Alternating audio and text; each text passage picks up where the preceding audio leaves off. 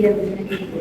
Jadi perkenalkan saya Dita Alisi yang akan membantu salsa ini untuk memperbaiki pola makannya agar dapat meningkatkan status gizi dan salsa. Jadi tujuan kita hari ini yaitu untuk konseling atau diskusi. Sampai saja jadi nanti saya akan memberikan beberapa pertanyaan pada ibu juga di salsa terkait pola makan dan atau perilaku makan serta kondisi adik salsa beberapa hari terakhir ini. Jadi ibu dan adik salsa bisa tetap sama saja, tidak perlu terburu-buru. Sebelumnya, apakah ibu dan adik salsa ini berkenan untuk sesi konseling sebentar ini? Data pertama yang saya butuhkan, mungkin bisa ibu ceritakan bagaimana berat badan adik salsa saat ini, bagaimana mungkin cenderung naik atau bahkan stabil. Jadi menurut badannya sekarang ini masih bisa stabil sih. Jadi menurut pengukuran yang sudah saya lakukan sebelumnya pada salsa, ini berat badannya 18 kg dengan tinggi badan 120 cm. Ini maksudnya masih berat badan kurang sedikit, tidak apa-apa, nanti akan kami bantu untuk menentukan pola makan adik salsa ini akan sesuai dan agar berat badannya bisa naik secara stabil. Selanjutnya untuk riwayat pola makan, saya ceritakan bagaimana pola makan adik salsa ini biasanya dalam satu hari ada makan. Biasanya kalau makan itu 3 kali saja. Kemudian di sela-sela 3 kali makan itu apakah ada adik salsa mengonsumsi makanan lain? Biasanya disuruh. Kemudian bisa tolong menceritakan kerjaan makanan apa saja yang paling sering dikonsumsi oleh adik salsa ini dari pagi sampai hingga makan malam. Biasanya kalau pagi itu nasi telur, siangnya ayam goreng, malam itu ikan goreng dan juga kadang makan biskuit. Kemudian menurut ibu seberapa sering adik salsa ini mengonsumsi sayur atau buah? Jarang sekali. Tidak apa-apa, ini memang biasanya terjadi di kalangan anak-anak yang mungkin anak suka ingat. Kemudian adik salsa biasanya kalau disuruh pilih, adik lebih suka sayur atau ada jenis sayur atau buah tertentu yang adik suka? Tidak. Memang biasanya anak kecil sulit ya Bu kalau disuruh makan sayur atau buah, biasanya lebih suka makan makanan gorengan. Kemudian adik salsa biasanya kalau di sekolah kan ya, biasanya kalau di sekolah sukanya jajan apa nih sama Sama karena salah temen-temennya ya. Bagi ibu jadi menurut ibu kenapa adik salsa ini cenderung lebih suka memilih makanan gorengan atau snacks daripada sayur atau buah? karena sudah menjadi kebiasaan di rumah dan juga di sekolah itu juga banyak jajanan. Saya paham sekali. Jadi memang kalau sudah jadi kebiasaan memang lumayan sulit ya untuk menghilangkan kebiasaan. Kemudian untuk ketersediaan buah atau sayur di rumah biasanya bagaimana? Tidak selalu ada untuk saya. Jadi nanti kita akan cari solusi yang realistis dan memang kebanyakan orang tua juga itu tidak apa-apa. Jadi kita bantu untuk menentukan pola makan adik salsa yang kedepannya akan kita terapkan ya bukan. Jadi dari data yang sudah saya dapatkan barusan dapat disebutkan bahwa konsumsi adik salsa ini lebih cenderung makan makanan yang berlemak tinggi dan garam tinggi karena sangat tadi mengandung. Serta untuk konsumsi sayur dan buah juga masih kurang ya Bu. Dan hal ini jika diteruskan tidak segera ditangani takutnya akan menimbulkan mutasi nanti takutnya adik salsa imunnya berubah jadi cepat sakit, kemudian untuk gangguan perkembangan juga berkembang biasanya juga rawan terjadi anak dengan keadaan anak. Tapi jadi ini ada leaflet mengenai penjelasan kondisi yang dialami adik salsa ini yaitu berat badan kurang atau anemia. Ini ada pengertiannya secara singkat yaitu berat badan di mana belum sesuai atau belum mencapai standar minimal dari Rusia dan jenis kelamin dari salsa ini. Dan di sini kita akan menerapkan pola makan gizi seimbang dengan tujuan agar berat badan salsa ini bisa naik, jadi kebutuhan gizinya bisa terpenuhi, kemudian agar daya tahan tubuh salsa ini meningkat. Dan selain itu di sini juga dapat mendukung pertumbuhan serta perkembangan adik salsa ini, jadi agar bisa sesuai dengan anak seusianya dengan teman-temannya yang lain. Selain itu di sini juga mencegah kekurangan atau kelebihan zat gizi tertentu. Dan di sini juga bisa dilihat ada prinsip dari pola makan yang akan kita terapkan hari ini, yaitu yang pertama tentunya makanan yang tinggi energi dan tinggi protein untuk membantu meningkatkan berat badan salsa ini, dan makanan yang tinggi serat seperti buah dan sayur, serta ada konsumsi gula, garam itu juga perlu dibatasi gitu. Kemudian ada beberapa makanan yang disarankan atau dianjurkan untuk dikonsumsi adik salsa ini. Untuk karbohidratnya kita menggunakan karbohidrat kompleks ya, seperti nasi merah, oatmeal atau jagung itu juga bisa. Kemudian untuk proteinnya kita bisa menggunakan ikan, itu bagus untuk protein untuk perkembangan adik salsa ini. Kemudian untuk tahu tempe itu juga bisa, kacang-kacangan atau ayam, daging itu juga bisa. Kemudian untuk sayurnya ini bebas, yaitu sayur boleh bayam, sawi, brokoli itu boleh. Kemudian untuk buah-buahan juga bebas, asalkan tidak bebas seperti durian atau nangka. Dan untuk konsumsi susu ini juga diperbolehkan. Kalau misalkan suka susu ini bisa juga diberi konsumsi susu. Kemudian air putihnya juga diusahakan cukup ya untuk 21 hari itu. Kemudian ada contoh makanan yang perlu dibatasi, yaitu makanan yang tinggi garam dan gula, seperti makanan kalengan itu perlu dibatasi. Kemudian snack gitu, karena tadi kan salsa suka yang langsung snack, jadi pokoknya perlu dibatasi pelan-pelan.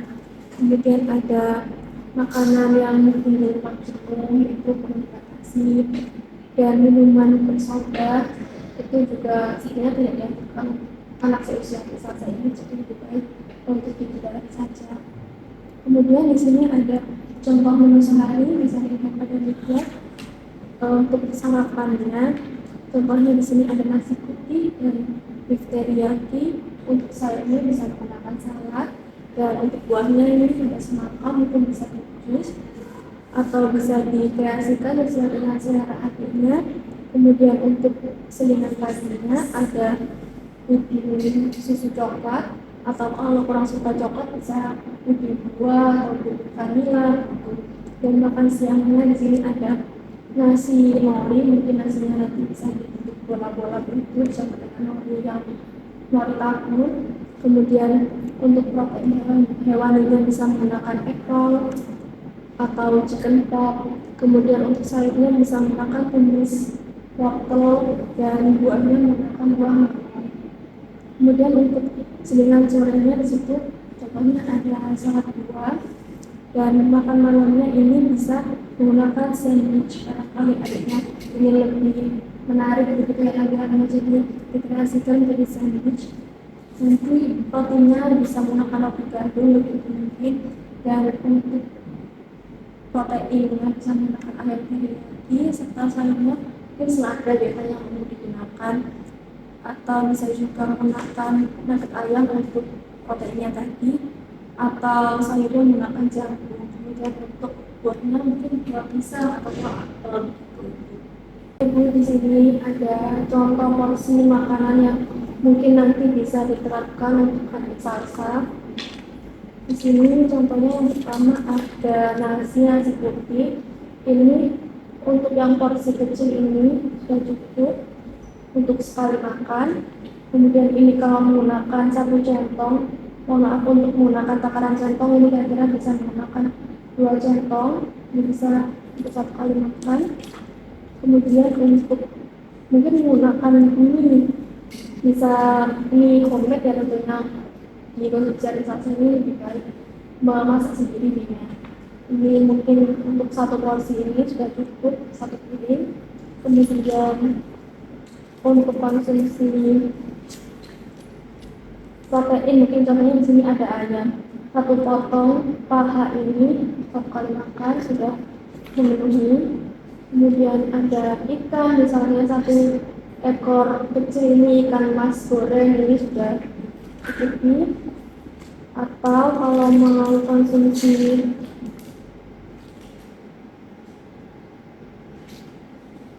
kacang-kacangan, ini ada satu sendok makan kacang tanah ini kira-kira bisa menggunakan 2 sampai 3 sendok ya bisa. Dan untuk sayurnya, kalau untuk sayur yang berkuah di sini contohnya ada sayur sop, satu centong sayur sekitar 30 gram untuk cukup sekitar 2 centong. Atau kalau adiknya suka yang tumis-tumis, ini contohnya ada tumis sawi, satu sendok makannya sekitar 15 gram, ini bisa memakan 2 sampai 3 sendok makan. Kemudian untuk buah di sini ada macam-macam buah. Contohnya di sini ada buah pisang, ada pisang raja bulu ini atau pisang Ambon. Untuk satu buahnya sekitar 50 gram, itu sudah bisa. Atau ada pepaya, ini untuk satu potong besar ini sudah mencukupi. Kemudian kalau untuk snacknya, mungkin di sini ada contoh snack jadi yang mungkin bisa dibeli untuk mempermudah menyiapkan. Contohnya mungkin ini ada lapis, kue lapis untuk satu potongnya ini 30 gram, ini sudah bisa ya ibu. Atau ada kue mangkok, ini satu buahnya juga sudah mencukupi. Kemudian di sini ada daftar bahan penukar, jadi ada beberapa pilihan bahan makanan bisa disesuaikan agar anak juga tidak bosan. Kalau bosan dengan nasi, misalnya bisa diganti dengan kentang, kita bisa dimasak nasi potato, gitu, atau bisa menggunakan bihun, atau bisa juga menggunakan singkong-singkong begitu juga bisa atau ubi. Kemudian untuk protein hewaninya bisa menggunakan daging ayam atau daging sapi, ini juga bisa, atau ikan-ikanan, ikan air tawar, air asin juga bisa. Kemudian kalau untuk protein nabatinya di sini ada segala jenis kacang-kacangan bisa, atau tahu tempe ini kalau ada yang suka bisa. Untuk buah-buahan di sini juga banyak kali jenisnya, mungkin bisa menggunakan pepaya, buah pisang Ambon, atau buah ada di sini buah pir, melon, bisa. Jadi penjelasannya sudah saya paparkan tadi, apakah ada yang ingin ditanyakan? Menurut Ibu nih, kira-kira perubahan apa yang paling mudah untuk diterapkan?